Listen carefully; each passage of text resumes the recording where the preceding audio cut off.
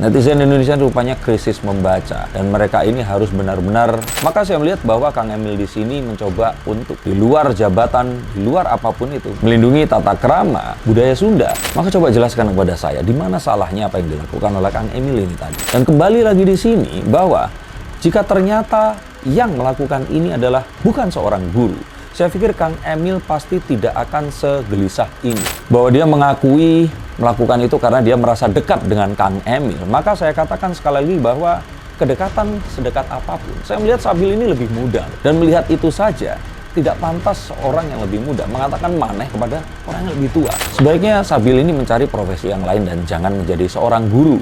Siapa yang sebenarnya salah di sini? Kalau saya kira tetap netizen yang salah.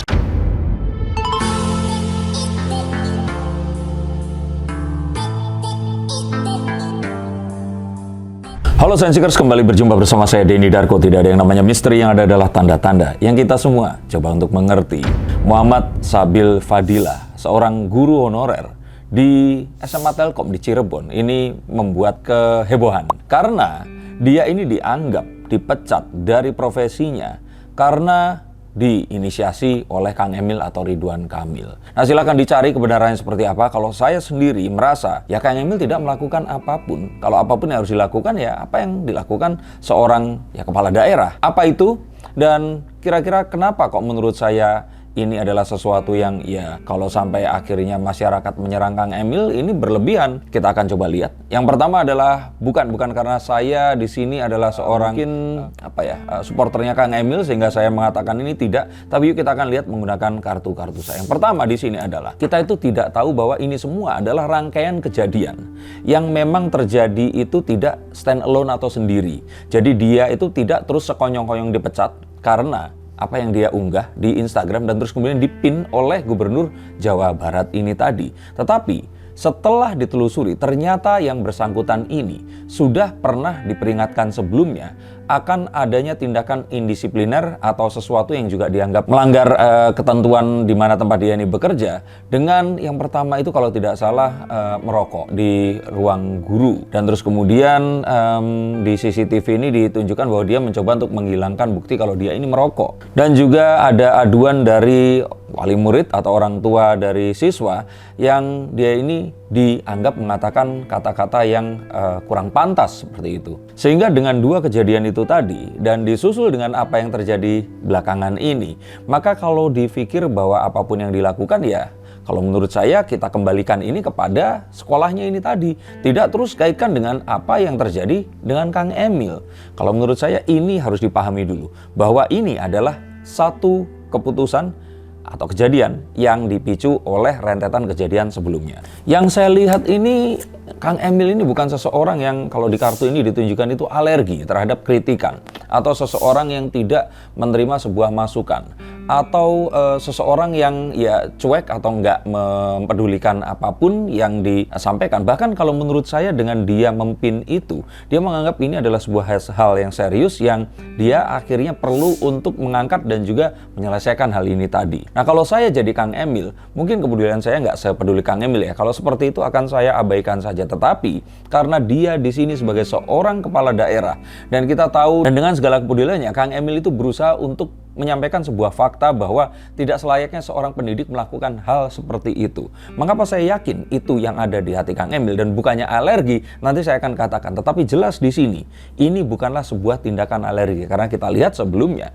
Kang Emil sering juga dikritik, sering juga kalau kita bilang itu diprotes atas apa yang dilakukan dan dia pun menanggapinya dengan ya ala Kang Emil saja. Nah, kenapa seperti itu? Karena saya juga menjadi saksi saat Kang Emil ini pun dulu adalah seorang pendidik juga, seorang pengajar. Jadi kalau kita bilang bahwa dia ini melakukan karena dia anti kritik, saya pikir tidak.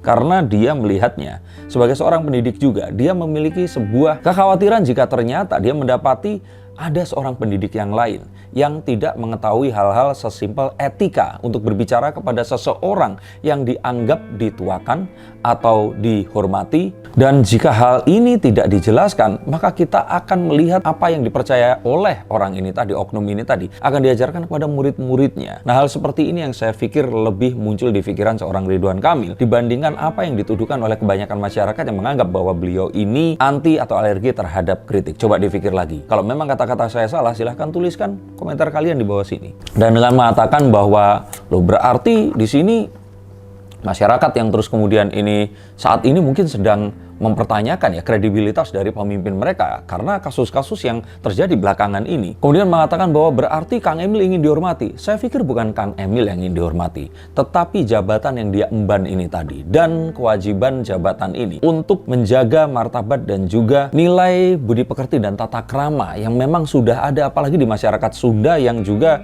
ini dianggap suku yang tertua loh yang ada di Indonesia. Saya mengerti sekali penggunaan kata maneh karena lebih dari 2 dasawarsa saya hidup di Kota Kembang. Dan saya tahu sekali bahwa apa yang dikatakan oleh Muhammad Sabil ini adalah sesuatu yang kurang pantas. Maka saat Kang Emil di sini mempin itu tadi dan terus melakukan sebuah satir dengan menjawab juga dengan kata-kata yang menggunakan kata maneh juga di situ. Yang saya pikir beliau pun saya rasa tidak pernah mengatakan kata maneh kepada orang-orang walaupun di bawahnya dia. Maka saya melihat bahwa Kang Emil di sini mencoba untuk di luar jabatan, di luar apapun itu melindungi unggah-ungguh, kalau unggah-ungguh bahasa Jawa ya, melindungi tata krama budaya Sunda yang memang sangat-sangat menjunjung tinggi adab dan penghormatan kita kepada seseorang yang lebih tua atau lebih kita hormati. Maka coba jelaskan kepada saya di mana salahnya apa yang dilakukan oleh Kang Emil ini tadi. Yang saya di sini sangat sesalkan adalah komentar netizen yang langsung tergiring oleh sesuatu yang sifatnya simbolik. Seorang guru honorer yang terus kemudian dipecat karena dianggap mengkritik dan terus kemudian pejabatnya ini anti kritik. Itu sesuatu yang kayaknya masyarakat enggan untuk mencari tahu tentang apa yang sebenarnya terjadi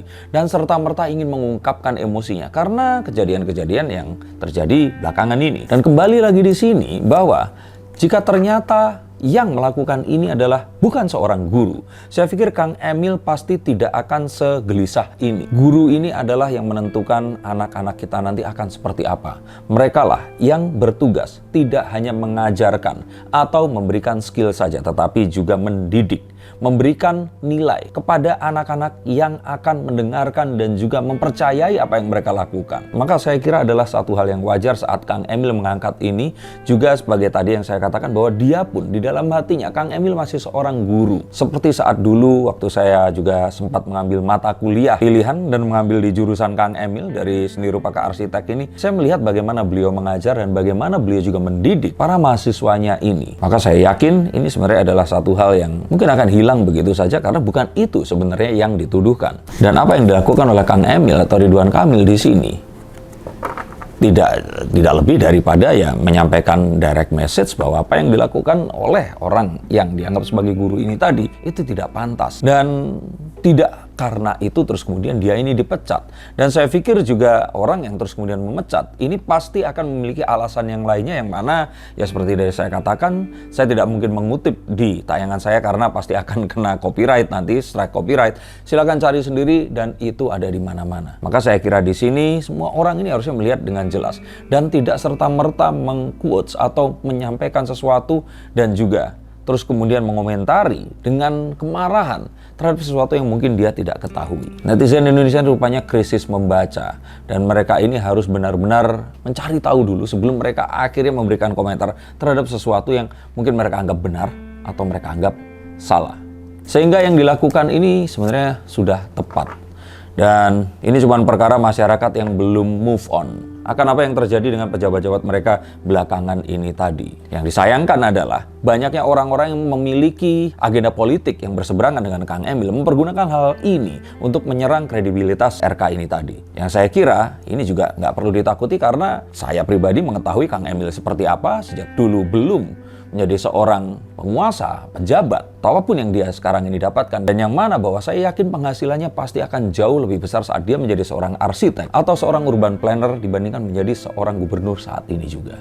Maka terasa miris jika ternyata orang-orang di sini terus kemudian menyerang dan menganggap dia ini adalah seorang pejabat atau seorang punggawa masyarakat yang anti kritik. Sesuatu yang saya pikir kurang riset, terlalu gegabah, dan hanya mungkin emosional saja saat mereka menuduh seperti itu.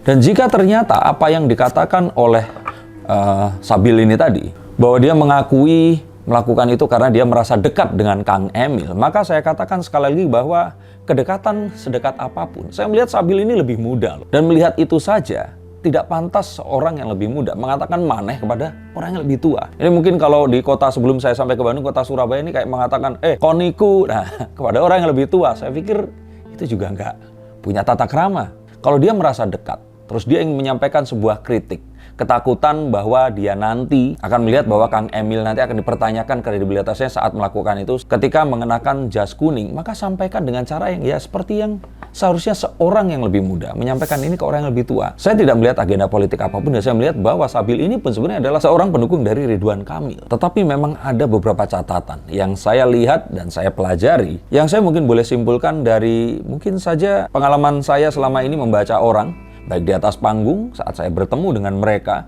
atau saat bisnis dan juga mengajar dahulu. Paling tidak 45 tahun, kesalahannya mungkin akan lebih sedikit ya untuk bisa menilai seseorang. Yang saya lihat di sini adalah bahwa sebaiknya Sabil ini mencari profesi yang lain dan jangan menjadi seorang guru.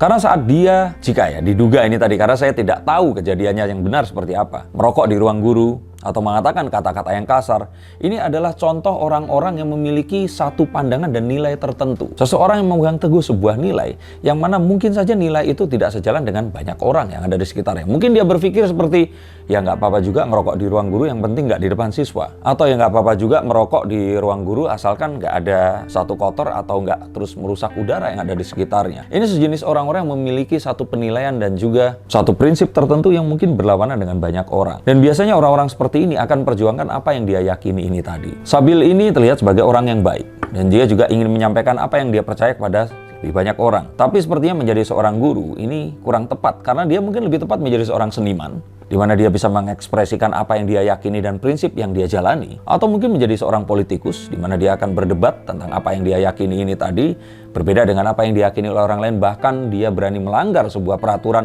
di mana dia ini bekerja dan masih menjadi honorer di dalamnya. Atau profesi yang lain di mana tidak ada sebuah obligasi untuk mendidik orang-orang yang lebih muda. Atau mungkin cocoknya menjadi seorang dosen seperti itu, di mana yang diajarkan bukan anak SMA lagi. Kalau di anak-anak kuliah kan mungkin bisa lebih asik mengajar seperti stylenya. Saya lihat stylenya dia ini style yang ya sudah easy going, tapi tetap dia terlihat cerdas di sini, tapi memiliki cara tertentu yang dia yakini itu benar, yang mungkin saja berlawanan dengan apa yang dipercaya oleh orang lain.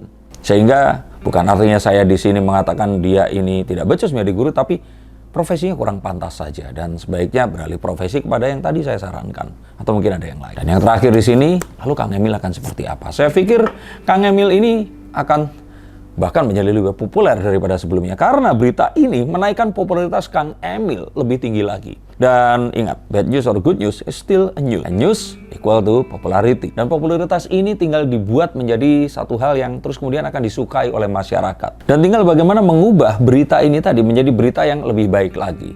Saya kira berdamai dengan Sabil atau seakan-akan menunjukkan perdamaian walaupun sebenarnya tidak ada apa-apa ya. Ini adalah satu hal yang positif. Misalkan Kang Emil datang ke Cirebon menemui Sabil, menjadikan Sabil ini menjadi salah satu dari timnya, ini akan langsung membalik apa yang difikirkan oleh para hatersnya ini tadi. Dan menunjukkan bahwa Kang Emil ini seorang yang berjiwa besar. Saya katakan itu karena saat ini beliau sedang memiliki kepentingan yang lain untuk bisa mencalonkan atau mendukung pencalonan dari Golkar ini sendiri. Nah, setelah itu kita akan mulai berpikir tentang elektabilitas. Bagaimana ternyata apa yang dia lakukan ini adalah sebuah kunci untuk menjadi seorang pemimpin yang diinginkan oleh masyarakat. Mungkin ini terdengar absurd. Orang nggak salah harus mendatangi orang yang berbuat salah in the first place. Tapi ya, itulah politik. Dan mungkin saja Kang Emil harus ya tetap menyesuaikan dengan apa yang terjadi selama ini, yang mungkin saja berbeda dengan hanya bertemu dengan klien yang menginginkan dibangunkan gedung di Hong Kong atau di New York seperti itu, di mana klien-klien ini adalah orang-orang yang tentu saja orang yang lebih bisa satu kepala dengannya, dibandingkan harus memimpin sekian puluh juta orang yang menduduki tempat yang sangat luas dan dengan ragam budaya berbeda, tingkat pendidikan, sosial, ekonomi, yang mana mereka di sini masih menyukai drama dan kegaduhan yang ada di sosial media yang mereka ini miliki. Bagaimana menurut pendapat kalian? Siapa yang sebenarnya salah di sini? Kalau saya kira tetap netizen yang salah. Dan sudah saatnya netizen Indonesia ini yang darurat membaca, lebih bisa membaca, mencari informasi dengan lebih teliti lagi, baru memutuskan untuk berkomentar. Terima kasih, sampai jumpa dan salam.